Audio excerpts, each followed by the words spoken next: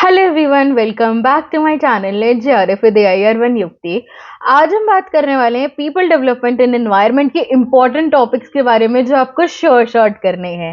ये टॉपिक्स मैंने खुद अपनी प्रिपरेशन के टाइम किए थे एंड आपको भी इन्हें करके जाना ही जाना है। So let's begin.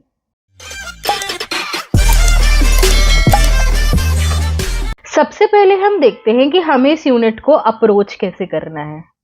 एनटीए इस यूनिट से काफी अनप्रिडिक्टेबल क्वेश्चंस पूछता है एंड यहाँ से करंट अफेयर का पोर्शन भी आता है। बट द थिंग इज कि हमें ध्यान रखना होगा कि हमें अपने आप को लिमिट कहाँ पे करना है, क्योंकि हम जानते हैं हमारा सिलेबस बहुत ज़्यादा वाइड है और हम सिर्फ ये यूनिट करते नहीं रह सकते हैं। तो मैंने क्या किया था, मैंने अपने आप को शॉर्ट टॉपिक्स तक रिस्ट्रिक्ट रखा था। मैं जानती थी कि अगर मैं इसको ज़्यादा पढ़ूंगी तो मैं कंफ्यूज हो जाऊंगी, मैं डर जाऊंगी और इन दी एंड मैं कुछ ना कुछ ब्लंडर कर दूंगी। तो मैंने क्या किया था, सबसे पहले मैंने अपने माइंडसेट में एक्सेप्ट किया था कि अगर इस यूनिट में से मैं 5 आउट ऑफ 3 क्वेश्चंस कर पा रही हूँ देन इट्स फाइन। हमें ये एक्सेप्ट करना होगा कि इन टॉपिक्स के थ्रू हम 3 क्वेश्चंस तो इजीली स्कोर कर सकते हैं। बट सी, मेरा माइंडसेट सही था और मैंने एक्सेप्ट किया था कि ये टॉपिक्स तो मैं इतनी अच्छे से करके जाऊंगी कि यहाँ से क्वेश्चन आया तो यहाँ से तो मैं क्वेश्चन नहीं गलत करूंगी। तो इसलिए मेरे 5 आउट ऑफ 5 क्वेश्चंस करेक्ट हो गए। जब मैंने एग्जाम दिया तो सारे क्वेश्चंस इन्हीं टॉपिक से आए थे। तो हमें इन शॉर्ट अगर मैं बोलूं तो क्या करना है, हमें इस यूनिट के शॉर्ट टॉपिक्स पे ज्यादा ध्यान देना है। हमें उनके क्वेश्चंस अच्छे से अटेम्प्ट करने हैं। पीवाईक्यू जब हम करें तो अगर हमें कुछ नया मिलता है तो उस इंफॉर्मेशन को हमें नोट डाउन करना है। अगर कोई ऐसा स्टेटमेंट टाइप क्वेश्चन मिलता है जो आपको लगता है कि आप भूल जाओगे, आप उसे अपनी नोटबुक में नोट डाउन कर लीजिए, उसे टाइम टू टाइम रिवाइज कीजिए। थोड़ा सा अगर आप करंट अफेयर कर सकते हैं then well and good, then otherwise आप इन टॉपिक्स को ही करके जाइए तो इनफ रहेगा आपके लिए। So let's begin with the topics. First topic जो हमें शॉर्ट करके जाना है वो है एमडीजी एंड एसडीजी गोल।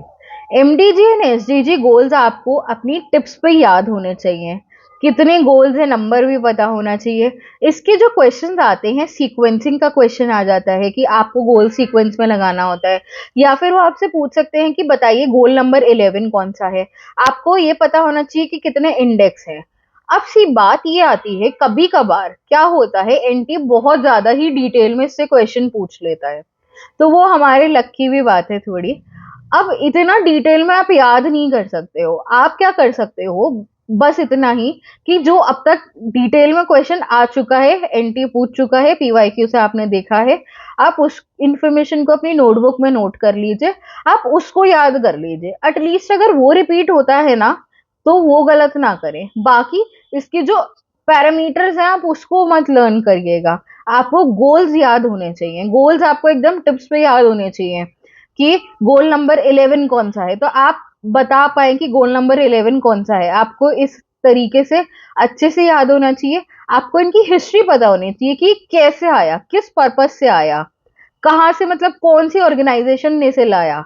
आपको ये अच्छे से याद होना चाहिए। नेक्स्ट टॉपिक जो हमें शॉर्ट करके जाना है वो है प्रोटोकॉल्स एंड कन्वेंशंस। प्रोटोकॉल्स आपको अच्छे से याद होनी चाहिए। लाइक इन्वायरमेंट के लिए सबसे पहली प्रोटोकॉल कौन सी थी, जैसे आपके और भी हो गए, यूएनएफसीसी हो गया, आपका क्योटो प्रोटोकॉल हो गया, मॉन्ट्रियल हो गया, पेरिस एग्रीमेंट हो गया, आईएसए हो गया। आपको सारे कन्वेंशंस एंड प्रोटोकॉल्स अच्छे से करके जाने ही जाने हैं, क्योंकि यहाँ से एक क्वेश्चन हमेशा आएगा हर शिफ्ट में। तो आप इस टॉपिक को बिल्कुल भी अवॉइड नहीं कर सकते हैं। अगर हो सके इस टॉपिक को थोड़ा डिटेल में पढ़ के जाइए। मैंने कैसे किया था, मुझे ना एक बार में ये याद नहीं होता है, तो मैंने क्या किया था, मैंने पीपल डेवलपमेंट एंड एनवायरनमेंट रोज एक टॉपिक उठाया। जैसे आज मैंने मॉन्ट्रियल एंड क्योटो करना है तो एक दिन मैंने मॉन्ट्रियल एंड क्योटो किया। नेक्स्ट डे मैंने जैसे मान लीजिए पेरिस एग्रीमेंट कर लिया, आईएसए कर लिया। मैंने प्रोटोकॉल्स एंड कन्वेंशंस को टाइम दिया है, 1 वीक तक मैंने इसे पढ़ा है एंड उसके बाद 3 दिन मैंने इसे रिवाइज किया है।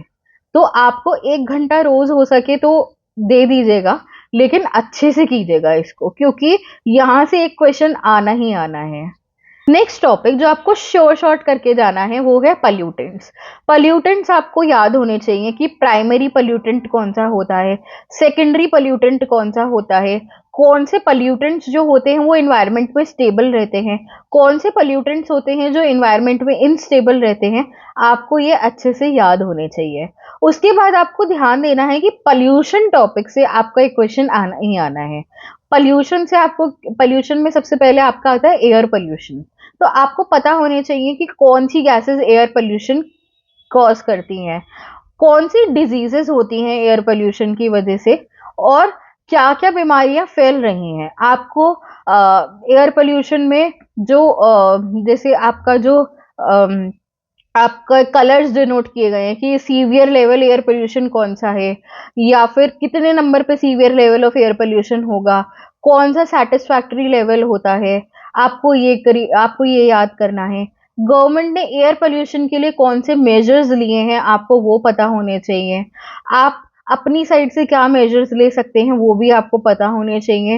एंड दूसरी चीज, एयर पोल्यूशन जब आप याद करेंगे, एयर पोल्यूटेंट्स जब आप याद करेंगे, तो आप उनके ऐसे याद ऐसे करेंगे जैसे N2O क्या होता है, NO क्या होता है, NOx क्या होता है।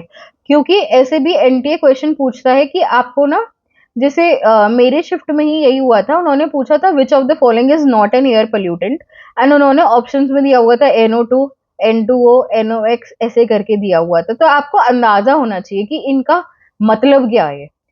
देन आपको नेक्स्ट टॉपिक जो करना है वो है वाटर पोल्यूशन।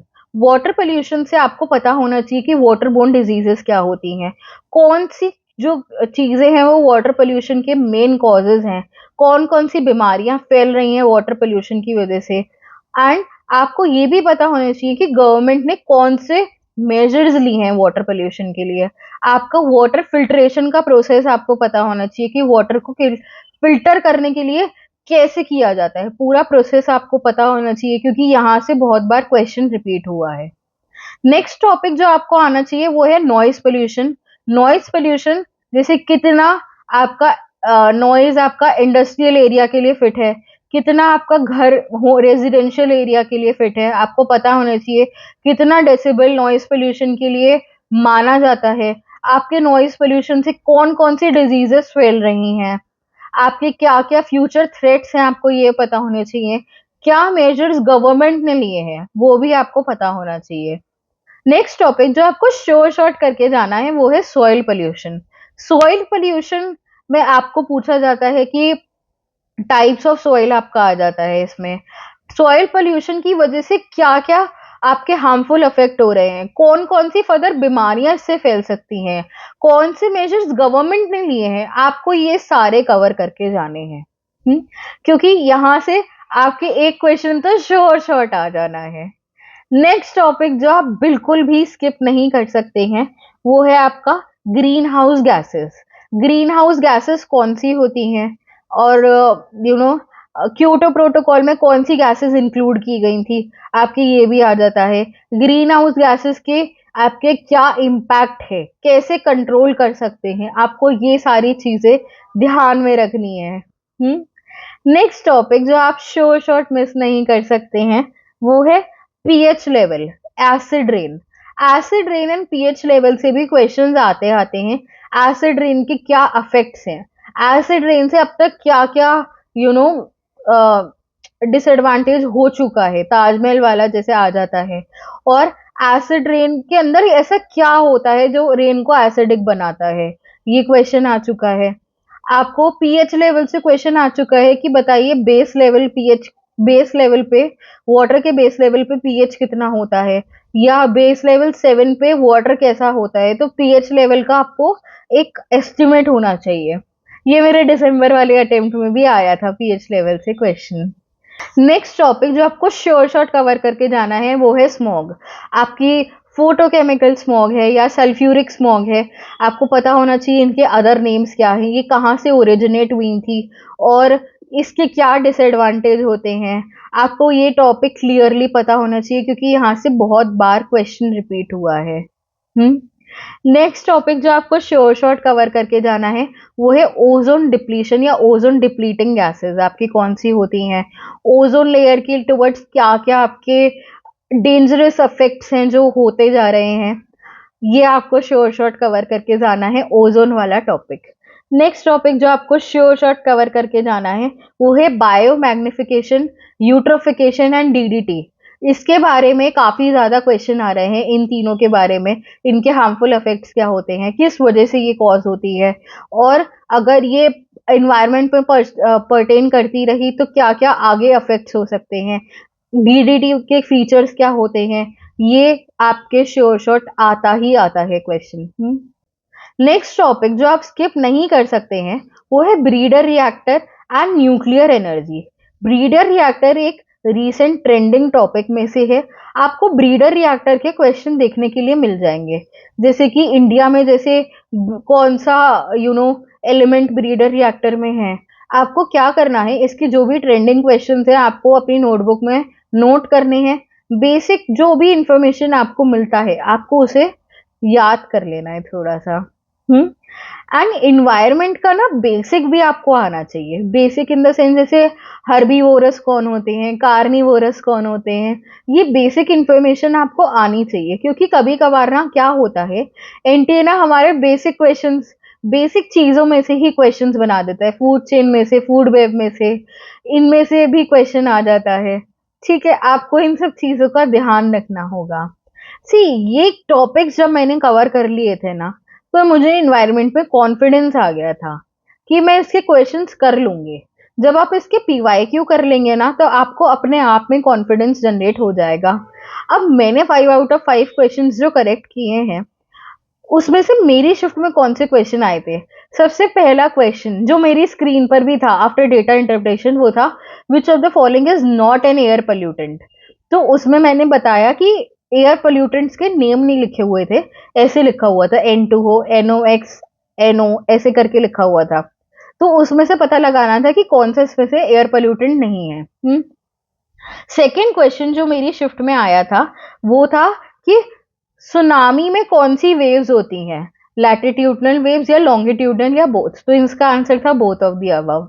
ठीक है, थर्ड क्वेश्चन जो मेरी शिफ्ट में आया था वो था पेरिस एग्रीमेंट का। उन्होंने एक लाइन दिया हुआ था जो कि पेरिस एग्रीमेंट में एसोसिएट होता है, तो थर्ड क्वेश्चन जो था वो पेरिस एग्रीमेंट का था। फोर्थ क्वेश्चन जो था वो पूछा हुआ था पैरामीटर ऑफ वाटर, मतलब वाटर क्वालिटी के ऊपर क्वेश्चन था। तो ये भी पीवाईक्यू था, रिपीटेड पीवाईक्यू था ये, तो ये भी मेरा हो गया था क्योंकि ये मैंने ऑलरेडी पढ़ा हुआ था पहले से। पांचवा क्वेश्चन जो आया था वो था वाटर बोर्न डिजीज का, वाटर पोल्यूशन से कौन सी डिजीज होती है। डाइसेंट्री वाली डिजीज थी जिसका answer both bacteria and protozoa था। आंसर ये भी मेरा करेक्ट था। तो देखिए मेरे 5 आउट ऑफ 5 क्वेश्चन सही हो गए थे इन टॉपिक्स को करने की वजह से। आप भी इन टॉपिक्स को कीजिए, पीवाईक्यू कीजिए, एंड आपका ये यूनिट ऑलमोस्ट कवर्ड है। इसमें से 3 आउट ऑफ 5 तो आपके आ ही जाएंगे। I hope this video was little bit helpful for you all. Please like, share and subscribe my channel. Thank you.